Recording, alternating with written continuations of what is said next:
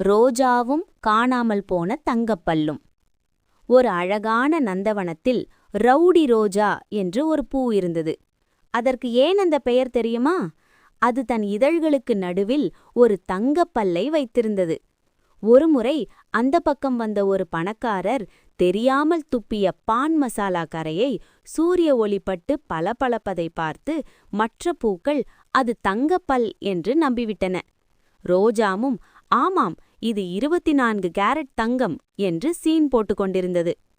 ஒரு நாள் காலை ரோஜா தூங்கி எழுந்து பார்த்தபோது அதிர்ச்சி! அதன் வாயில், அதாவது இதழில் இருந்த அந்த தங்கப்பல் காணாமல் விட்டது.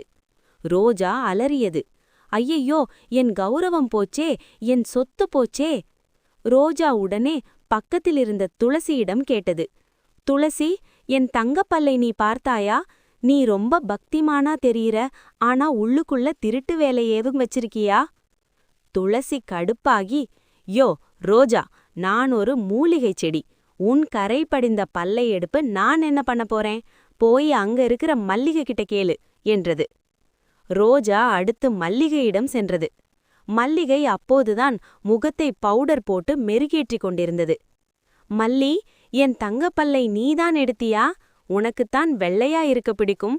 என் தங்கப்பல்லை வச்சு மேக்கப் போட பிளான் பண்றியா? மல்லிகை சிரித்துக்கொண்டே சொன்னது, உன் பல்லை நான் எடுக்கலை.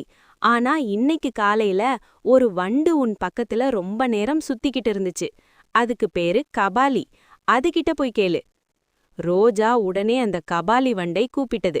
ஏய் மண்டே, என் தங்கப்பல்லை எங்கே ஒளிச்சு வச்சிருக்க? வண்டு பயந்து போய், ஐயா சாமி, அது தங்கப்பல் இல்லைங்க, அது ஒரு காய்ந்த சோளக்கருது துண்டு. நேத்து ராத்திரி காத்து பலமா அடிச்சப்போ உன் வாய்க்குள்ள வந்து சிக்கிடுச்சு. இன்னைக்கு காலையில ஒரு தும்பி வந்து அத ஸ்நாக்ஸ்னு நினைச்சு எடுத்துட்டு போயிடுச்சு. இதை கேட்ட மற்ற பூக்கள் அனைத்தும், ஓ, இதுதான் அந்த தங்கப்பல்லா என்று விழுந்து விழுந்து சிரிக்க ஆரம்பித்தன. ரோஜாவுக்கு அவமானமாக போய்விட்டது.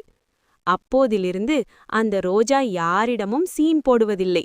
இப்போது அதற்கு புதிய பெயர், மொட்டைவாய் ரோஜா.